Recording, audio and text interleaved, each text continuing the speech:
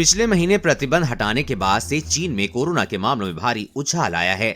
दुनिया के कई देश अब इस बात से चिंतित होने लगे हैं कि चीन कोरोना के सही आंकड़े पेश नहीं कर रहा है, जिससे ये अंदाजा लगाना मुश्किल हो रहा है कि कोरोना की प्रसार की वास्तविक स्थिति क्या है।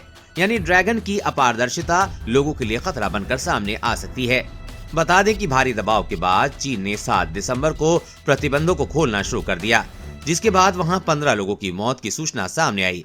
इसके तुरंत बाद सरकार ने इन मानदंडों को संकुचित कर दिया, जिसके द्वारा वायरस से होने वाली मौतों को दर्ज किया जाता है।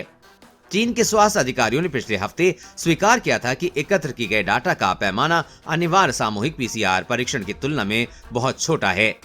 सीडीसी अधिकारी यिनवुन्यू ने कहा है कि अधिकारी अब अस्पतालों और स्थानीय सरकारी सर्वेक्षणों के साथ साथ आपातकालीन कॉल वॉल्यूम और बुखार की दवा की बिक्री से डेटा संकलित कर रहे हैं।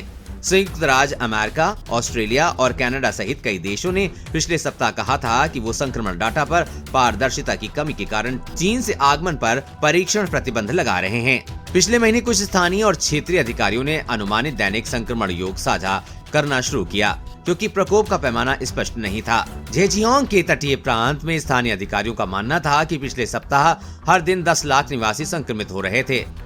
कुजहू और जोशान के शहरों ने कहा कि कम से कम 30% आबादी ने वायरस को अनुबंधित किया था। किंगदाओ के पूर्व तटीय शहर ने भी तमाम 5 लाख नए दैनिक मामलों का अनुमान लगाया और डोंगोंग के दक्षिणी विनिर्माण केंद्र ने 3 लाख तक का अनुमान लगाया है।